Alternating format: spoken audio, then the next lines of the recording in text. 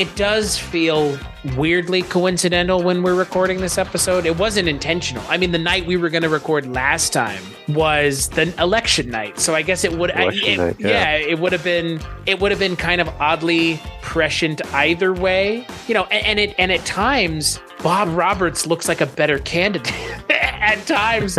I mean, that's the thing. Like, I don't know how we talk about this movie without getting inherently political. I know that, we, as in me, who does this full time, you as the guest, but me as the person who does this full time, apparently people in creative fields' opinions are less valid because we're in creative fields than the welder down the street or the woman who waits tables at the restaurant, because they're allowed to have opinions and people work in the creative field aren't. Or is that just people much more successful than me? You know what I mean? Like, you see all the celebrities and actors using their platform for what a lot of us consider to be positive, but then there's a minority of people that consider it to be negative, or however you want to look at it, either way. And people are always like, well, that's, he's just an athlete or he's just an actor. And it's like, wait. My profession should not discount my opinion. Yeah, but they just have a larger megaphone. Right. Which, I would contend, and I'm sure you might agree, if I have a larger megaphone, me personally, I would be using it for what I perceive to be positive. Perception is reality anymore. But how do you think you or other people would take it? I'm just putting this out there. I don't feel one way or the other about it. I guess I have my own feelings. Are you feelings, just asking questions? I'm just asking questions. So in the same way, celebrities get in your feed and get on your screen to tell you about, to go out and vote or tell you about a certain thing. If your mechanic, every time you went to go get an oil change, handed you a flyer on what to vote for, would you be like, what the hell? Or would you be like, oh, thank you. Yeah. Thank you, mechanic. I think it's more widely accepted when those creatives are giving you something. You're like, oh, thank you. I'll think about that, or you won't think about it at all.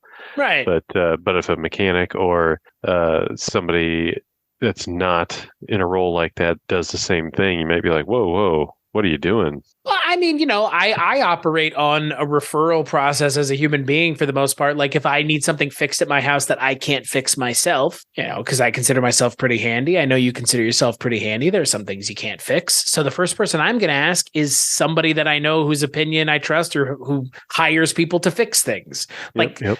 So, in a lot of ways, I'm like, what validators or what confirmers do my friends have other than I trust that you're giving me a good person to work with or hire or whatever, like, because you're not going to lead me astray because we're friends. That's it. Like, But, I don't know if Dick one about tile flooring, or nope. vinyl flooring or anything. So but I know a guy. Right. They did a good job. And it's like, but do you know they actually did a good job, or do you assume they did a good job? It's, again, like, my confirmer is that you're my friend. You might not be an expert on any of these things and not even know if the person you hired did a good job, but you stand by it. And that's what it is. And I think to your point, I don't know how I would feel if someone I knew was like, this is who you should vote for. I just think people don't like to be told what to do. And I think people like to complain in guise of whatever, that they don't like to be told what to do. Instead of just saying, don't tell me what to do, their opinion. It's like, fuck you. Just say you don't want to do what other people tell you to do. Like, I don't understand why that's so hard. If you don't want to do something, don't do it. And if you don't do it and there are consequences, well, I hope you knew what the consequences were before you decided not to do it. Like, ultimately, the only people that are in charge of the choices that they make are you and me, ourselves. So I don't know. It's fucking weird. I think all of it's weird. Some people lead and some people follow. And some people sit in front of a group.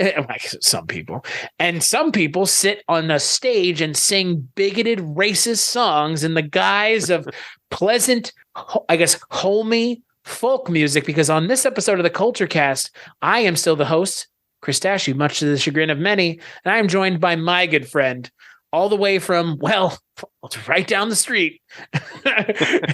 Him and I used to work at a little brewery together whose name I won't say, but they didn't know that there was a sex thing associated with those abbreviations. I wonder where you're going with that for a second. Yeah, well, so they should have looked before they came up with that name. Your friend and mine, Just Dustin. Just Dustin, yeah. Don't send me hate mail. I'm just Dustin. I'm not that Dustin. I'm just Dustin. Yeah. Yeah. And on this episode, we're talking about a little film that, people like to talk about. Well, we're living in idiocracy right now, guys. It's so stupid. No, we're living in 1992's spiritual successor in a lot of ways, but kind of spiritual follow-up. I guess you could even say this is a good double feature to Spinal Tap, a movie that's essentially just political Spinal Tap, Bob Roberts. America is a mess. We need someone to clean it up. And his name is Bob. Bob Roberts, millionaire businessman, fencing enthusiast, recording artist, and senatorial candidate. But they'll complain and complain and complain. Here was a man that not only had a brilliant mind and a wonderful wit, but could also sing. This land is my land. Bob has a great vision for the future of our country and a great vision for the future of the children of our country. Hey, mister, can I see your gun? He's amazing. He's a poet and a genius. Ladies and gentlemen, why can't you get ahead? She's a beautiful girl. Why can't you have the home of your dreams? Miss 3 Mile Island. Wall Street rap.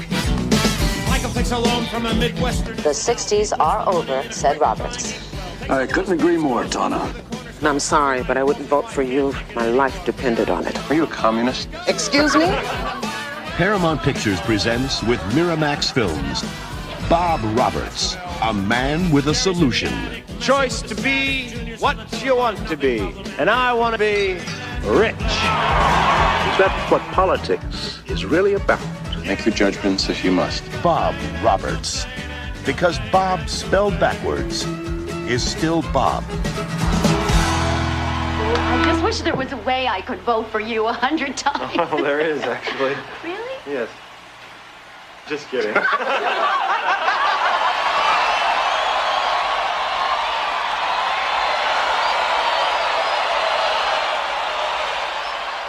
The film is written and directed by Tim Robbins. Yes, that Tim Robbins. Susan Sarandon's live-in partner, Tim Robbins. And it stars Tim Robbins playing his character from SNL. Yes, this was a thing before it was a movie. A folk singer who's a conservative Republican in the vein of, I guess it's a little Ronald Reagan. It's if Ronald Reagan was a singer, not an actor in a lot of ways. But we'll talk about the real life implications of this movie. But Tim Robbins plays a conservative politician who also is a folk singer that is running for running for the senatorship of Pennsylvania. Throughout the film, it is filmed cinema verite style. It is a documentary or a mockumentary because, if you were to watch the movie, and I think we'll talk about whether or not you should, it is a documentary. It's not really a movie. It's a documentary, but a mockumentary. I don't like that term for a number of reasons. It's a faux documentary. It's a pseudo documentary, but it follows him from the beginning of his campaign to some trials and tribulations that he goes through up until the moment where he does, spoilers, get elected at the end. So all of the introduction for this nightmare of a movie aside, Dustin, you had never seen this movie before. Right. Yeah. This is my first time. And neither had I. So I am very curious what your take was on Bob Roberts. It was, it was an interesting comparison to watch something that was made in 92 and have a real life comparison in the political environment we're in now. So that was kind of surreal. It was the cast of the movie. You would expect great things out of it. Was the acting all the way through the movie top notch? Probably not, but it was just being in what we're in right now. The political climate, it made it interesting to watch because it's like, wow, the whole art imitating life thing. So this idea that Tim Robbins had to make this movie came from somewhere, when this movie, that's all I could think about was this movie was written and made. It's almost like the creatives at that time were seeing like, oh, this is the road we're going down. And here we are. It's weird. I mentioned kind of the goofy thing about idiocracy. And if you go back and listen to the idiocracy episode we did so many years ago when this podcast was very different than it is now in a lot of ways. You know, we get overtly political on that episode, and I don't know how you couldn't, because again, when people have been saying for the last decade plus since that movie came out, we're living in idiocracy, it's like, okay, but that movie has people like to the like actually like effectively brain dead, like walking zombies, and like that's part of the joke. Oh, my balls. Yeah, right. Like, and the number one movie that year was called Ass. Like it's like that's not there. Like if society gets there, it's not today, it's not tomorrow, it's years. I mean, that's the point that they make in the movie, is he can only get to that point because that's, you know, 1,000 years in the future. Bob Roberts is the movie that we're living in now. Bob Roberts is the movie that addresses how we've gotten to where we are now, and how people like Bob Roberts can use the outline that this movie has, because this movie didn't come up with it. This movie, like you mentioned, is looking at the reality of what was going on at the time. It looked at those things going on and saying, what would happen if we pushed it even further? And obviously, like you mentioned, life imitating art, imitating life is what we're talking about here, because not only does life imitate art, it then imitates art backwards. It goes right back out. And that's where we are now with something like this, because yes, this movie is about, and we just have to say it now. And again, our political views are unimportant in this designation. This movie, the main character is Trumpian. Mm-hmm. And that's, you know what? Like, if you don't like that, go watch the fucking movie. You would probably like the character of Bob Roberts, and that's fine. Go right ahead. That is your prerogative. The character in this movie utilizes similar tactics that we saw conservative politicians use in the 90s, in the 2000s, and now. And that's it. That's just the way it is. I mean, that's the movie that we're given. If it had been about a liberal candidate, they would have been able to roast and send up other things. Yeah. And that's something to, I think, you're making it pretty clear, but just to reiterate, we're not adding any kind of like bias of any kind to our description of this movie. It literally is almost a guideline of the playbook. Yeah. For the 2016 election. Right. And Bob Roberts in the movie is a conservative candidate. I mean, again, if he had been a liberal Democrat, whatever the fuck bullshit designator we give people anymore anyways, then we would be talking about that. But that they wouldn't make this kind of movie about that, because that's not their dirty tricks and the shit that they do, because they have their own bag of dirty tricks. You can go look up their own things, their own malfeasance that they've been involved in, because they all have been. All of the politicians have been. That's fine. This just happens to be the conservative kind of send up. And Tim Robbins is not a conservative. Tim Robbins is dyed-in-the-wool Democrat. He is a hardcore Democrat. He supports verbally, outwardly, to anybody I'm sure that will listen, any Democratic candidate for president. So he's not going to make a movie sending up the Democrats. But he could. There's no reason he couldn't. It would be fun. It would probably be pretty funny too if he did. Could we call it Dick Richards? Why not, right? But I think, obviously he wanted to tackle what he was seeing at the time in the world of 1990 up until 1990. It's not just 1992. A lot of this is Reagan era stuff. A lot of this is they kind of have there's a pseudo Iran Contra thing going on at one point, and the whole selling of crack to inner city youths, which it actually happened. This is, again, not conspiracy theory. The U.S. government was helping sell crack to inner cities. That was happening. If that surprises you, go look it up. If it surprises you even more, go listen to my podcast, Scary Stories We Tell, where we talk about all kinds of stuff that nobody wants you to talk about, like Project Paperclip, where our country was literally bringing Nazi scientists to this country to do work for us as opposed to the Nazis, but they're, still Nazis. But, hey, they're working for us now. So as long as the devil is in our pocket, it doesn't matter if he's the devil or not. It's like, that's not how it works. I guess it does in an arms race to the bottom, as they would say. But that's the thing about this movie that is hard to kind of look at now. And this movie made me really mad. It did. Like, I was in a intensely bad mood last week when I watched it, because I don't watch stuff like this, not because it's not entertaining. It's an immensely entertaining movie. I don't watch stuff like this because I don't sit and watch the news all the time either. Yeah. And that's pretty much because they're following this candidate around documentary style. Yeah. And there's constant breaking news this or update that. And it's pretty much, it's like you're watching a big news program. Mm-hmm. And look, that is a massive success. It is, in a lot of ways, a mockumentary version of a movie that would come out the next year, The War Room, which is about Bill Clinton's campaign for president. I mean, that's what this movie is. It's just the fictional version of that, but that movie comes out after this. And somebody saw this movie and said, we should put a camera with our candidate the entire time they're running for president, even if they don't win. And look, it in and of itself, again, your feelings on Clinton aside, inside The War Room is a fantastic movie. Like it is genuinely a fantastic documentary that's interesting, even if you don't agree with the candidates. And that's the thing about this movie. Our personal political beliefs aside, I think it should be pretty obvious where we stand at this point, given that I'm bisexual and you're raising children in this country at a time and place that we all exist in. You can still appreciate this movie, even though it's kind of a conservative hit piece, quote unquote, not on any particular person, mind you.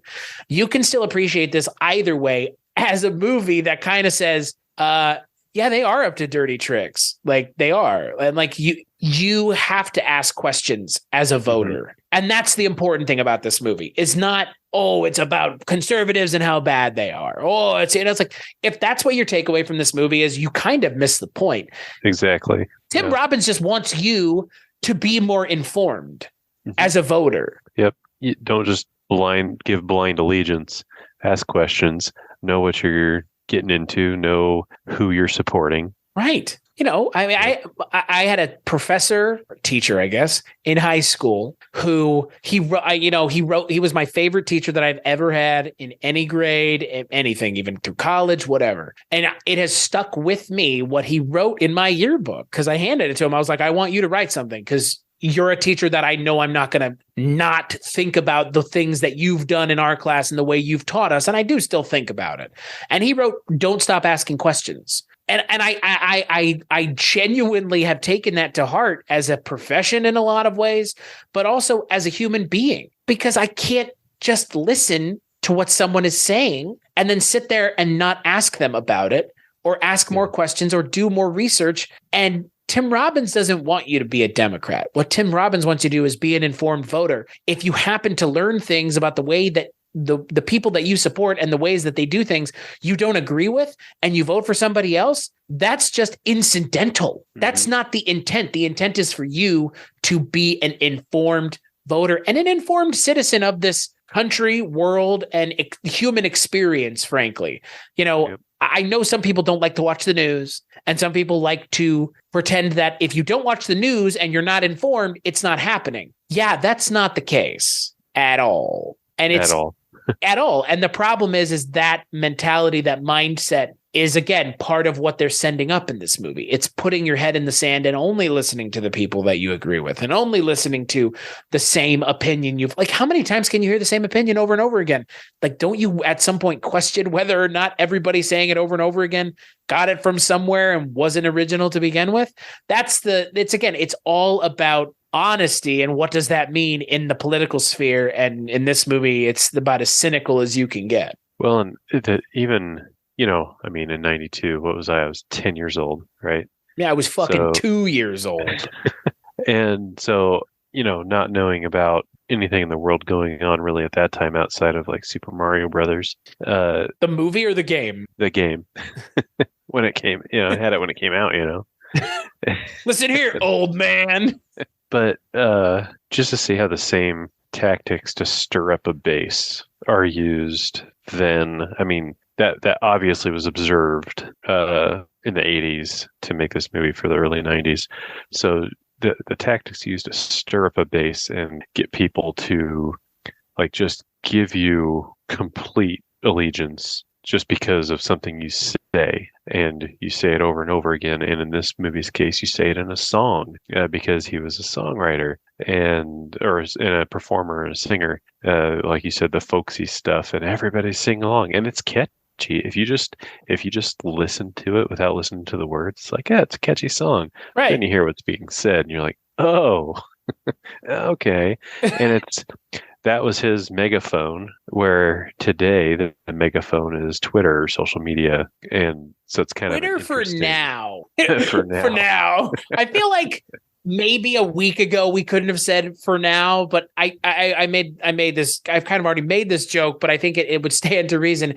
Every time we record one of these episodes, I feel like we're going to, at the end, when we plug something, we're going to have to check in with Elon over there on Twitter and whether or not he's on fire yet, or if it's still the building that's just on fire. Because boy, I don't know how much longer we're going to have to worry about plugging Twitter. Let me put it that way. And you know what? I, for one, can't fucking wait for the day that I don't have to plug it. Somebody needs to make MySpace great again.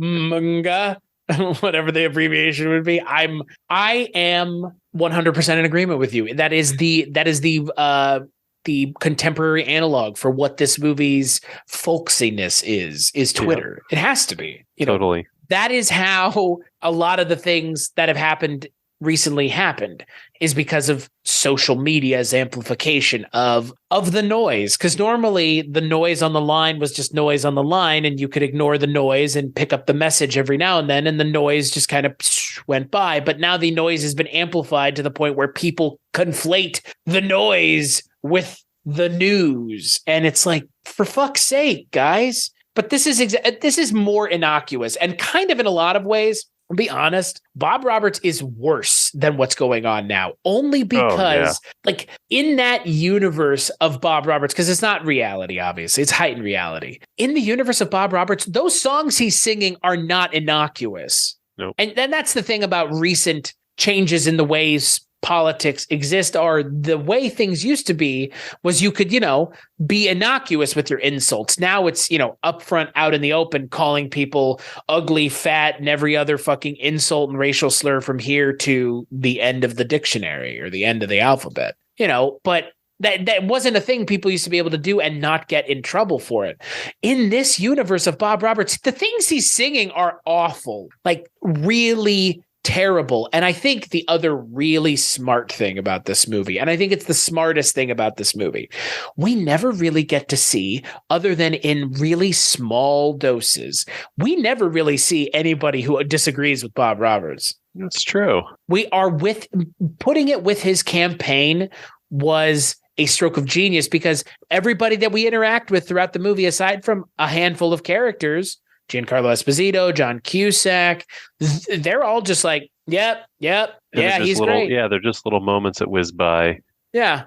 In the movie. But we never see like the world writ large and the world writ large's response to Bob Roberts. Because again, in this universe, there have to be people that disagree with him. Leanne Thigpen, who, oh my God, best part in this entire fucking movie at the beginning, where she's interviewing him on the news. I only know her from one thing. She is the chief of Acme in Where in the World is Carmen Sandiego?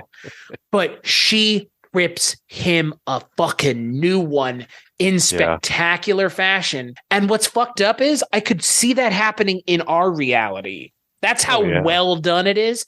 But it's one of those few moments in the film where you see kind of the light shine through. Yep. But they're so few and far between. Yeah, it's in how they played like the behind the scene moment to when the camera switched on. Like she said her piece as a human being to him, what she thought of him, and then the show started and she's like, hi, we're here with Bob Roberts, and she had to kind of put all that aside because she had a job to do. But then that wore thin and she said what she wanted to say anyway. But it makes you wonder how much that happens today. Right, yeah. Where they're just like, I cannot fucking stand you. Yeah, to your core. And then the record light turns on and it's like, and we're back. And we're back with and that's the thing. I mean, it's funny how, that's something we don't get to see in real life or hear about, obviously. And I don't think any news person would ever come out and say that, because that's a one-way ticket to losing your fucking job. Yeah. But the thing that I do love about this movie, it fucking called it with presidential candidates being a goddamn SNL. Like, oh yeah, hard. It called it so hard. It's insane. And I've got to wonder what that was like when that happened in the presidential election of 2016 because they called it, and they called I don't know if that's what happened, but they called the nonchalantness of us, society's reaction to that, because it should have been a big deal that was happening and something that, was being rejected writ large by large groups of people. And nobody even really talks about it anymore. Mm-hmm. What a platform to have to be on. Yep. And then to totally go off script and do whatever you want. Yeah. Live TV. Right. Like who, what, why would anyone think that? But yet here we are. And it's exactly what happened. And it's crazy to me that the movie calls its shot so hard. Yeah. That one especially, but multiple times.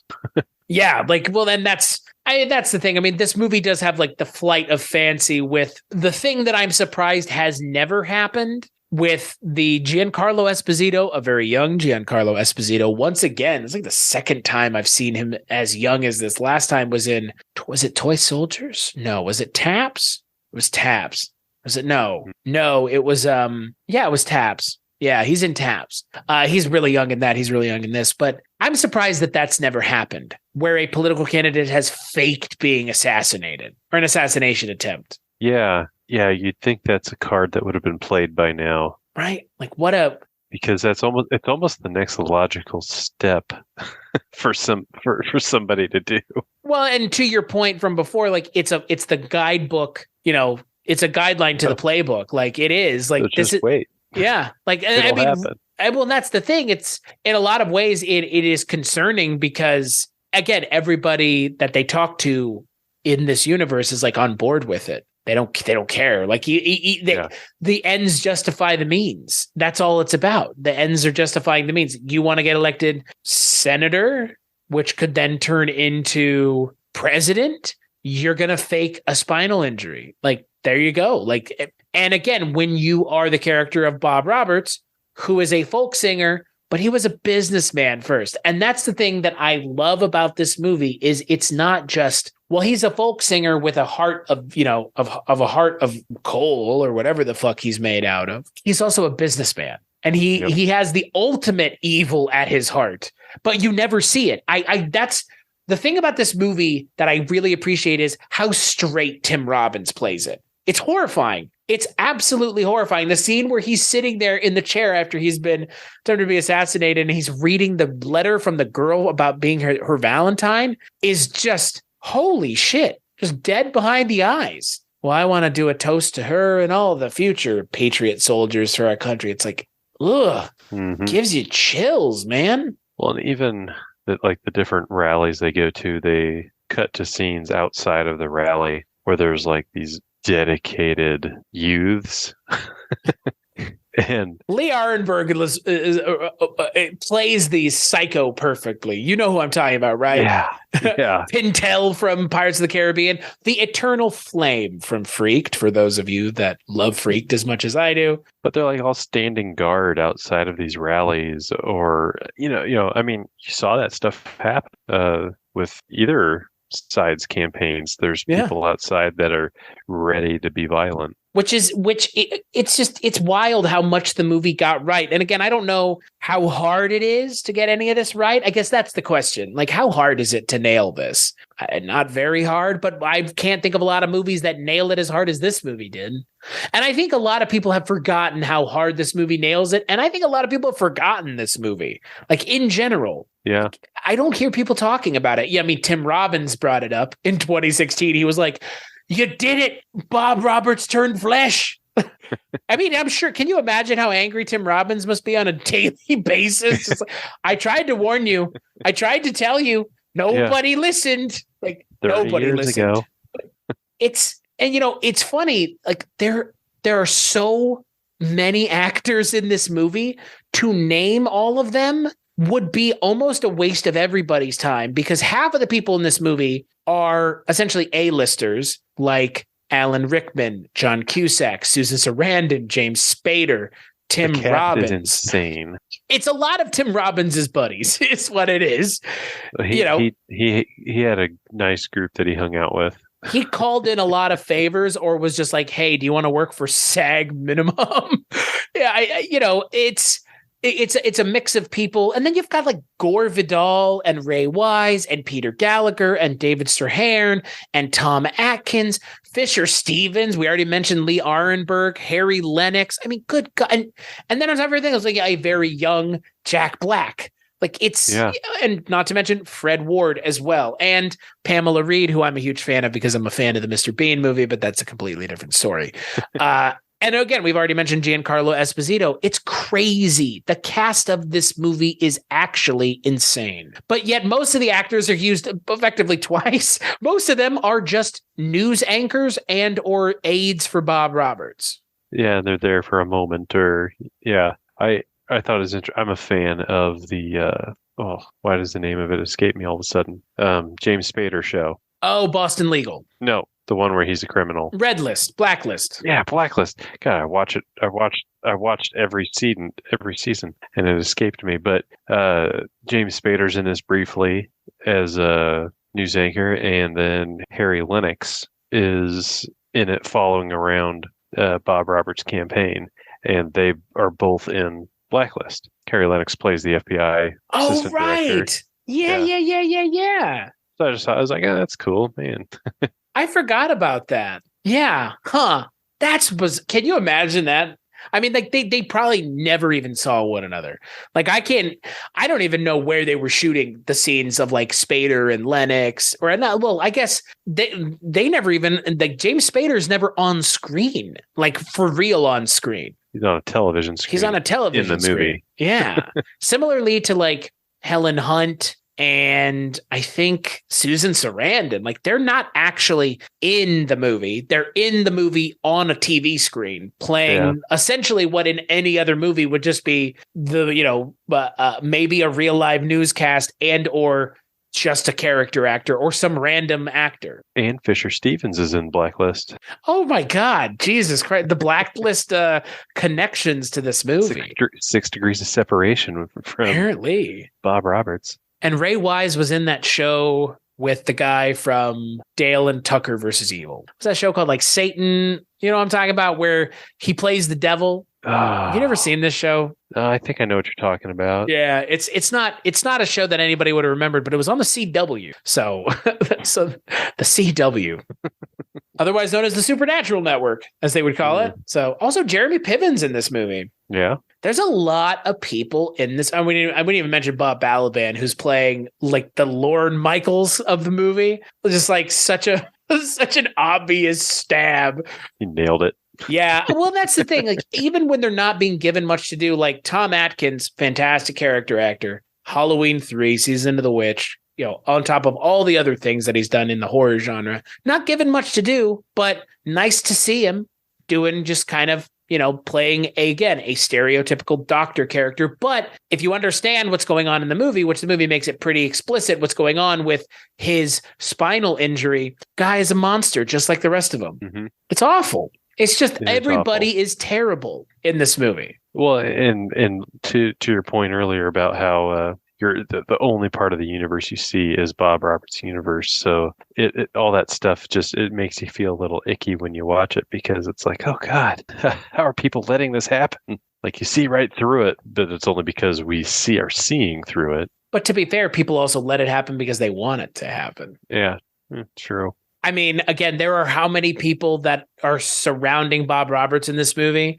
Ray Wise, Alan Rickman, Harry Lennox. Like that's 3 people right there. And Tom Atkins. That's 4 people that surround him that are essentially sycophants. They do what he wants and that's it. And they will do whatever he needs, like faking an assassination, like all these other things that they end up doing for him. I mean, Alan Rickman is really the villain of the movie, obviously, but he's kind of the money behind the whole thing. Is he like he's like the financier of okay, let me back up. The gist I got from when Ray Wise's character and Alan Rickman's character get introduced in the beginning is they're the guys that kind of discovered Bob Roberts and thought, let's prop him up and make him a candidate. I think Alan Rickman and Tim Robbins worked together. Like Bob Roberts and whatever the hell his character, Lucas Hart III, I think, because they mentioned the whole thing about Bob Roberts being part of the company that was Broken involved Dove or whatever it's called. Yeah.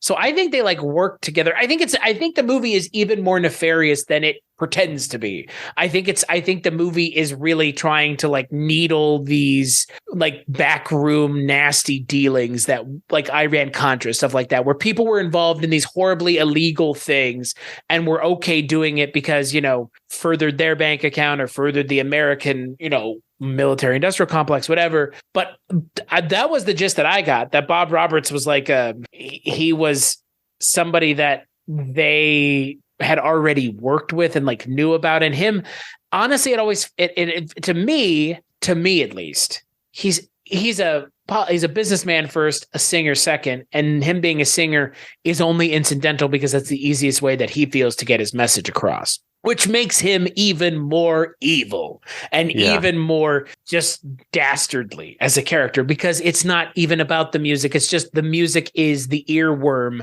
that gets you to follow along. And it's kind of the smoke screen the smoke screen that's being put up. Yeah. Like, oh, it's this fun folksy thing going on, when really there's this, you know, we brought up the Broken Dove thing. There's this whole like drug thing happening that's being done through Broken Dove, and if he becomes president or senator, then he's able to allow these things to keep happening, and that's what that news reporter figures out. And it's cool how they stitched it all together, like the plan. Well, there's more going on than the movie kind of lets on, because again, like we've mentioned, there's some kind of backroom dealings and things we don't see, because what we're watching is a documentary we're watching a fictional movie about a fictional person, but it's all being presented as real. So we don't really see a lot of the stuff that we would be able to see in a normal narrative. So we're like you mentioned, we're missing out on the conversations that Tim Robbins and Alan Rickman are having behind the scenes. Every time we see the campaign, they're well composed, they're well organized, they look like they know what they're doing. But then you have someone like Giancarlo Esposito, who is just, you know, is an investigative journalist. He just keeps stirring the pot and throwing them off their game. And I love that this movie, every time we see the Bob Roberts campaign, it's like there's nothing that could phase them. Everything has to be perfect. It's all about putting on airs. And if you were making something like this and you cared about these kinds of things, you would be trying to control it the best you could. Also, it makes perfect sense. That's, again, it's hewing close to reality. We've never seen the conversations that were had about things that have happened in our country in the last decade, because people know things about things that have happened that they're never going to talk about, but they had to have had a conversation about it at some point, because otherwise the things that happened couldn't have happened. They don't just happen in a vacuum. People have to talk about it, but those conversations are never going to be recorded or anything. Those people wouldn't even talk about having those conversations. And that's what I love about this movie, is it wants to, even in spite of not being as entertaining or as straightforward or as on the nose as it could have been, it wants to portray this as real to what it would be as possible. And that is commendable. Yeah. And I think they pulled that off. Yeah. Well, and I think, you know, a lot of credit goes to something like Rob Reiner's, like we mentioned, Spinal Tap. I mean, that movie, you know, it created the mockumentary genre, at least in a lot of people's minds. It created it. I'm not sure I would go that far, but it's one of the big ones. It's the big one that you could point at, and like most people would know who that is, or most people would know who Spinal Tap are. But this movie has that same feel to it. It's not as irreverent, but that's not the intention. The intention is not to be, I don't think this movie's funny. This movie's not funny at all. It's not a laugh riot. It's a pretty dark movie. Yeah, and it's got some cringy moments. Well, and where the movie ends up is just, it's awful. I mean, where the movie ends up is really dark, and the movie kind of sits in that moment in a way that, again, movies like this tend to not. It really lets the audience take everything in and form their own opinion, even though, again, it's clear the intent of the filmmaker and the bent of the filmmaker in what direction. Yeah, and I was, as we said before, how eerily similar it is to tactics used today. And I was thinking of those comparisons. there's focusing on popularity or the populist approach to being a politician, using music and media, encouraging division, sowing doubt, and like among your base, and then like tensions with the media, and there. You see all the same stuff today. And maybe that's just always been going on, or that's something that, the minds back then said, like, this is just going to start getting worse and worse. Let's make a movie like that where it's really bad. And I don't know. I wasn't around back then. Well, and that's the thing. I mean, going and looking and kind of judging the landscape then, there was that going on. It's just now it feels more focused. Like before, it was like the media is a mosquito, pesky bee, smack it out of the way. Now it's like, oh, I used to have a fly swatter. Now I have a fucking sledgehammer, and I'm going to take it to task, even if it's like not really that big of a deal. Like it is, if you make the media a big deal, they are a big deal. But like, don't Streisand yourself. Like, don't make it worse. Don't make it worse while trying to stop it. That's the thing, and that's why the whole fake news thing exists. Because instead of trying to fight it, it's just, well, there's no legitimacy to your message, which is how you undercut all of it. You just say none of it's true. Nothing you're saying is true, and only information from me is factual. It's like, okay, gotcha. It's funny though. You mentioned, Bob Roberts and his message in the movie. I want to read a couple just lyrics from his songs. Okay. Some people must have, some people have not. Some people will work, some simply will not. But they'll complain and complain and complain and complain. Like this, it's society's fault. I don't have a job. It's society's fault. I am a slob. I have potential no one can see. Give me welfare. Let me be. Hey, bud, you're living in the land of the free. No one's going to hand you opportunity. All wrapped up in a catchy tune. Right. How in this universe, if you're listening to that song, do you not go, wait, what the fuck? Yeah. I've heard all those things said by either other candidates or news programs. Right. And that's what's actually insane about the movie is that, like, all these things that they're saying, I want to be rich. I don't have a brain. Just give me a handout while I complain. That is the perception. That is a genuine perception that people have. And again, there are people like that. But it's not everybody. You can't say everybody's like that, and so we can't help anybody. And that's this message of, once I've gotten you on board, like, I can tell you anything. Yep. I can eat it up. Yeah, I can literally lie to you, make a fool out of you, because that's the thing. In my mind, that's the thing about this movie that is kind of funny, is that ultimately you can laugh at the people in the movie, because it is a movie and they are ridiculous.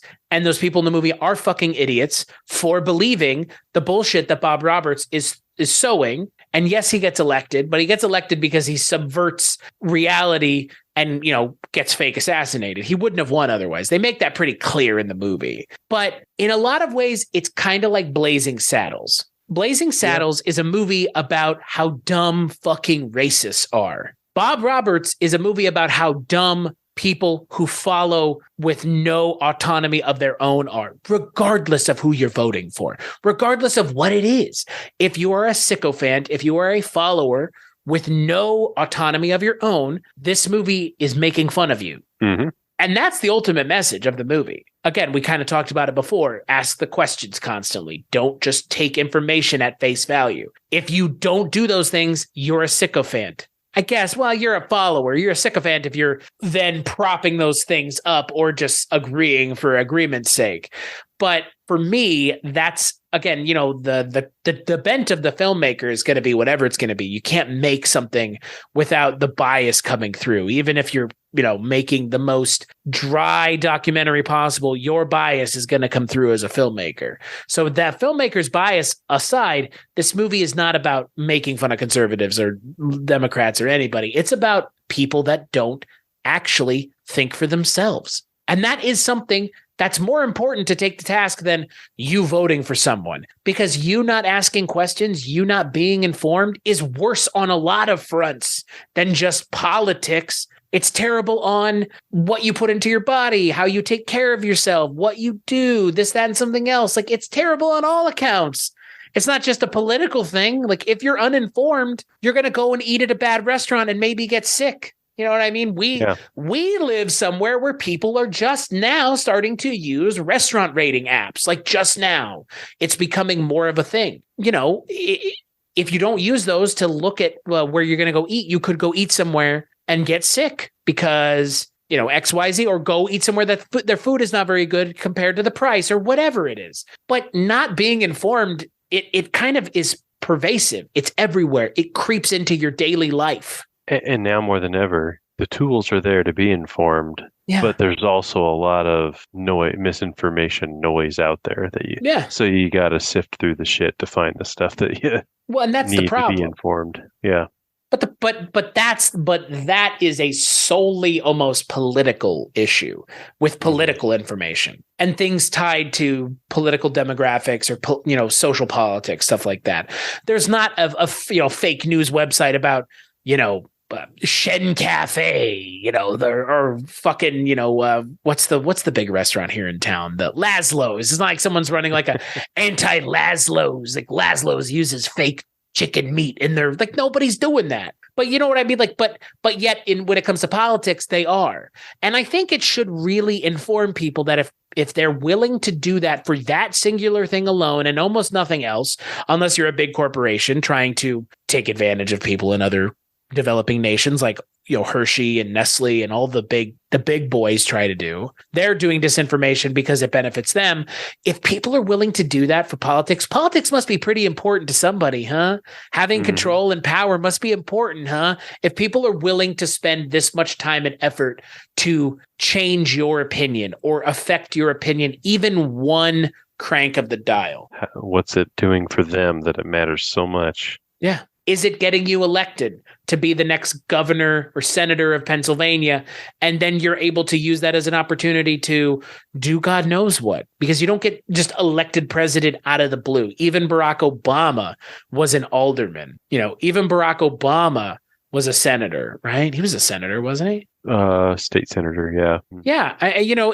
You can't get just elected to president. You have to. And that's the thing about this movie. That's Bob Roberts too, right? I mean, that's the sequel to this movie is Bob Roberts becomes president, but you get to see how the dirty tricks and the dirty tactics become even more pervasive the higher up he gets in the political structure, in the political ladder, the hierarchy in our country. Because again, this is the problem with this. The real problem with this movie is not an international film. This is not a film people overseas can enjoy unless you want to see what happens in our country. But this is in a lot of ways, a uniquely American film. Like the bigoted messages that Bob Roberts is profiting are not uniquely American.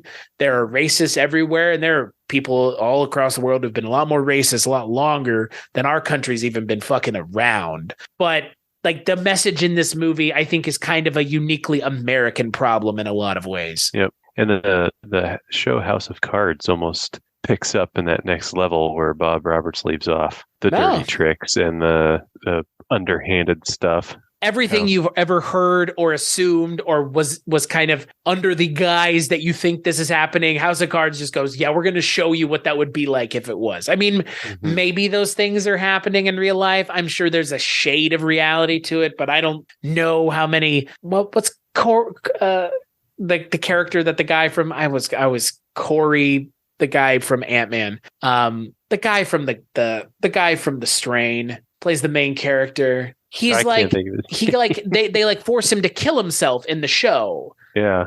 Like, I don't know if that's actually happening in real life, but like people have said that. Like, just go Google how many people the Clintons supposedly killed, stuff like that. It's like it's rooted in a nugget of truth, but it's taken to that nth degree because that's what's fucking entertaining. That's what's cool. You want to see somebody actually say, okay, what if the system operated the way everybody assumes it does? So I looked up if any presidents have been shot before an election, see if they maybe had staged it. And there was one. It's back in 1912. Roosevelt during his speech was shot and then continued to give an 80-minute speech. Give his 80-minute speech, right? But they actually pulled a bullet out of him. Yeah. And you know why? Because Teddy Roosevelt, because it was Teddy, it's not FDR. Fucking Teddy Roosevelt was right? A like bull moose. Bull moose. What do you fucking say about Teddy Roosevelt? Like, go read some books about Teddy Roosevelt. Don't take it from us. Well, and it says in this article that he was an experienced hunter and anatomist, and because he wasn't coughing up blood, he knew he could continue with his speech. Yeah. Well, it's not in my lungs, so I'm okay. I'm not going to start getting short of breath or suffocating on my own blood. So, yeah, I'm fine, right? And in the quote, ladies and gentlemen, I don't know whether you fully understand that I have just been shot, but it takes more than that to kill a bull moose. Fuck yeah, man. See, and that's again that folksyism is why he was elected. That's why you get excited like I do about Teddy Roosevelt, because it's the everything about him. It's like it's the aura of Teddy Roosevelt, and that's cult of personality that this movie trades in. And that's what we have seen in reality, is politicians existing less on what they believe and more in what they say they believe or what they think you believe, and they can parrot it back to you and that you'll believe it. Or it's like, or just, wow, he's badass, I'm voting for him. Right. Like I'm that's not how this works. Nothing else. Just, wow, he got shot. Cool. Well, but what does he think about X, Y, and Z? Well, I don't know. Well, then why are you voting for him? But he got shot and lived, so that's cool.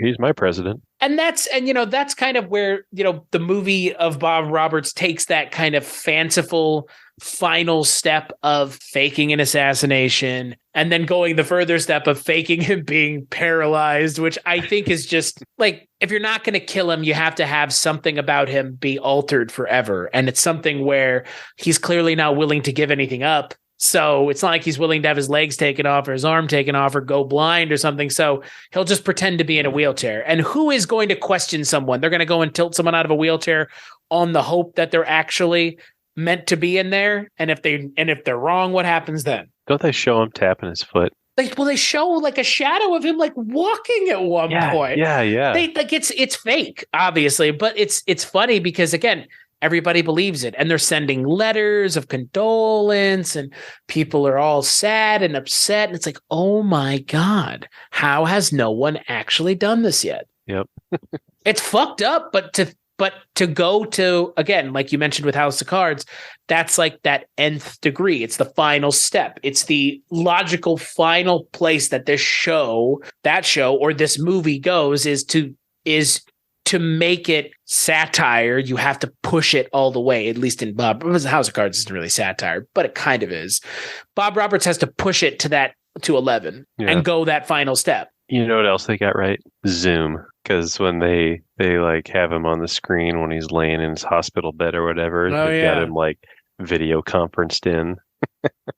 and you do that today, it's just a Zoom call or something like that. But yeah. Again, the movie is, I don't know why it's not talked about more. It's weird to me that people aren't talking about it. It's weird to me that it wasn't, like, clips of it weren't being played constantly in 2016 and the lead up to 2016. Yeah. Like, I do not fucking understand how nobody just went, this is like the movie that was made 20 fucking plus years ago at this point. Like, this movie's 30 years old. Hung up on The Simpsons predicting the future. Right. As opposed to like looking at this movie and saying, no, they're all terrible. They're all up to no good, but they will tell you otherwise just to calm that little nag at the back of your brain saying that they're not.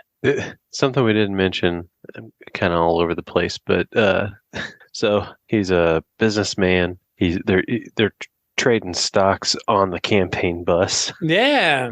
I thought that was funny. And then he hops on a motorcycle sometimes in front of the campaign bus in his fencing gear. He also admits to insider trading at one point. It's like straight up. He's like, I had the information ahead of time, so I sold the stock. It's like, you just admitted to fucking securities fraud. And everybody's cool with it.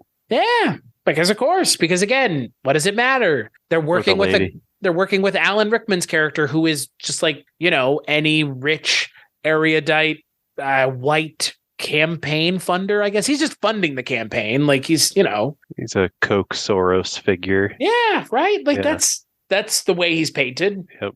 There's also the lady. She was like, "Oh, we just love you so much, Mr. Roberts. I wish I could vote for you 3 times." Or wish there was a way we could vote for you 3 times. And he's like, oh, there is.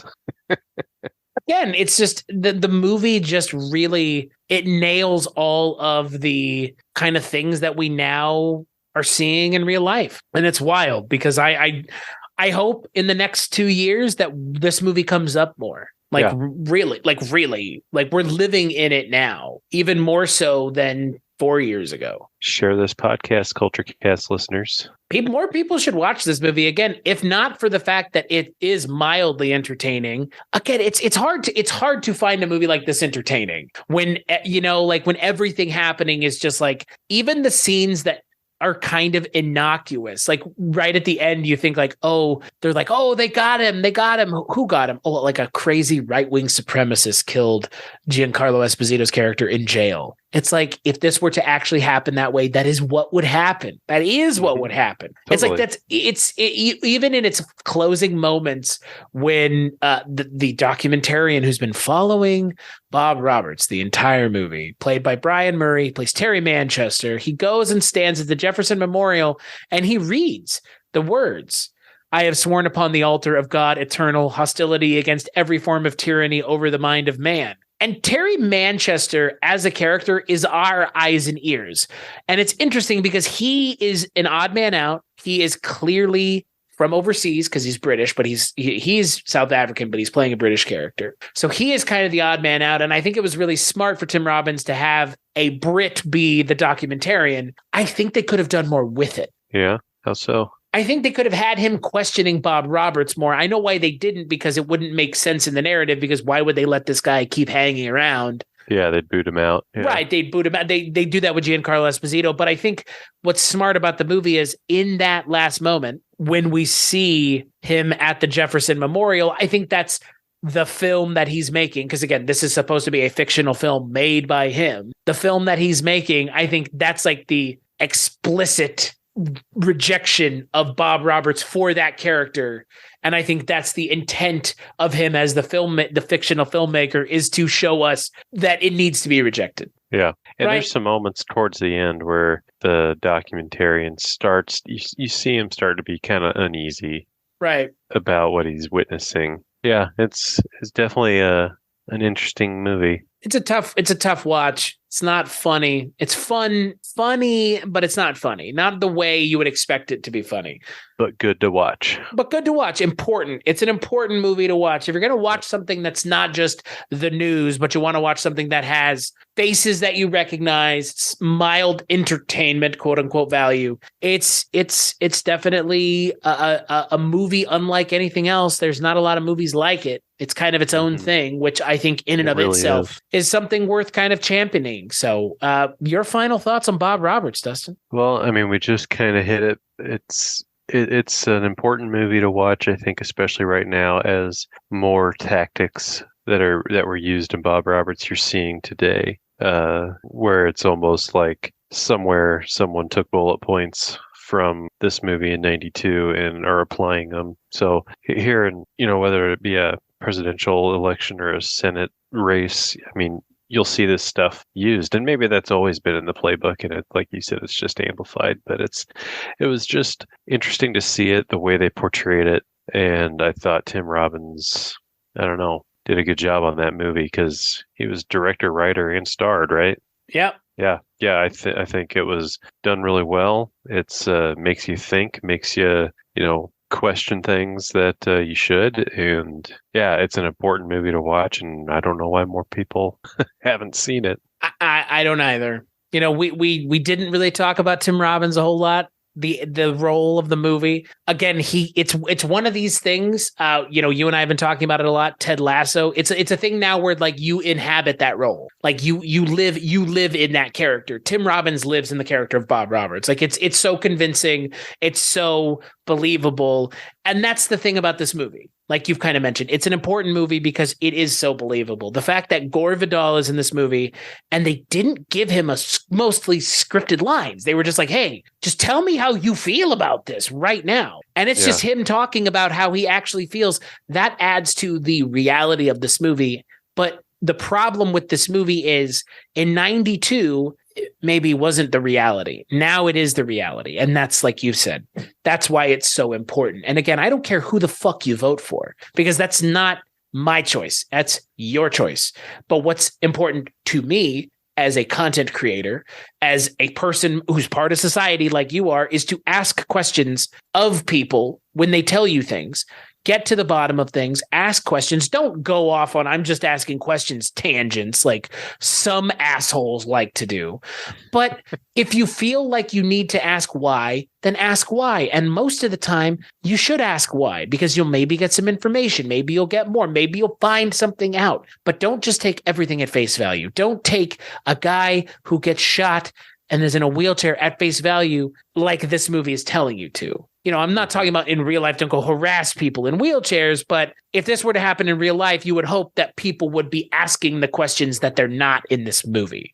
And that's the thing that this movie is important about. It's important about the idea of asking those questions, whatever they may be, but you have to be engaged and part of society. Asking questions is being part of society. It's actively engaging in the societal contract that so many of us make. We've all made if we live in this country. And if you live in a country that's not the United States, you've made a societal pact with your country that you live in to do certain things and not do certain things. I think we should all be involved. I think the fact that more people don't vote is ridiculous. And I think the fact that the number is like less than 75% is nuts. I don't care who people vote for. Just go and vote. Just ask questions. And that's what Bob Roberts ultimately asks you as the audience to take away, is just participate. And if you end up participating and you find out terrible things about the people that you thought you were going to vote for, or vice versa, it's okay to change. It's okay to say, I was wrong. Yeah. It's okay to be wrong if the people were misleading you intentionally. Right. You're not stuck on a team. Right. This is not sports. This is literally our lives. This is existence. Winning and losing. Nobody wins and loses here when everybody is uninformed. We all lose when people are uninformed, because then we don't get to have the serious and honest discourse that so many people want to have and so many people don't want to, or don't even know that they don't want to because they've been told that they can't or shouldn't. Mm-hmm. So on that note, we'll take a break and we'll play a preview for the final Kulturecast of Grab Bag Month. Just call me Angel of the Morning. Angel. Hey, radio. What's the matter? You don't got a quarter to put in the jukebox? Are you Lucchino? Hey, turn that off. Come here a minute. Whoa!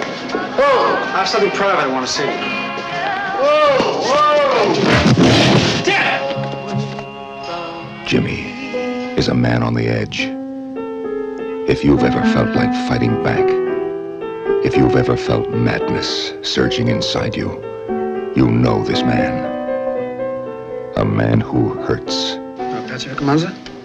I'm calling in reference to financial obligation you have to Ben Angelelli. That's none of your business. We'll see about that, Pat. It's summertime, summertime, summertime, summertime, summertime, summertime.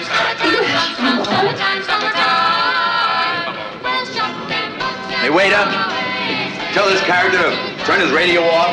What are you eating, shrimp? You're gonna tell me this song doesn't go with your shrimp? Hey, yo, Mike, that's my son. If you've ever felt everything closing in, if you've ever felt ripped apart by passion, you know this man. Jimmy, a man who loves like he hates, a man who hurts. I told him, Get rid of him! I can't do that, I never will. Never. You forget never. This is now. This isn't gonna get your money back, Dad. This has nothing to do with money! I can't. I should have strangled you in your crib. I tell you, Jimmy, why don't you call me when you're ready? I can play this piece. I can't. I need you to want me. If you don't want me, I just can't do anything.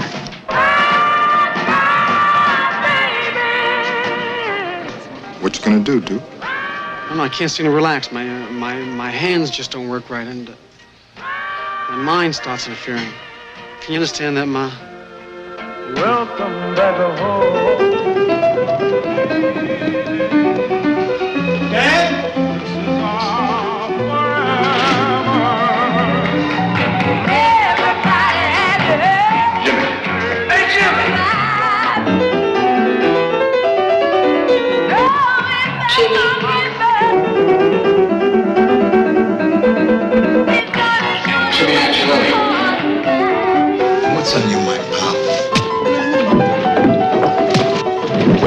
motion picture creates such a sensation?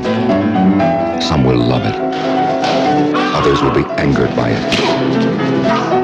Everyone will be stunned by it. Whoever you are going to be touched by fingers.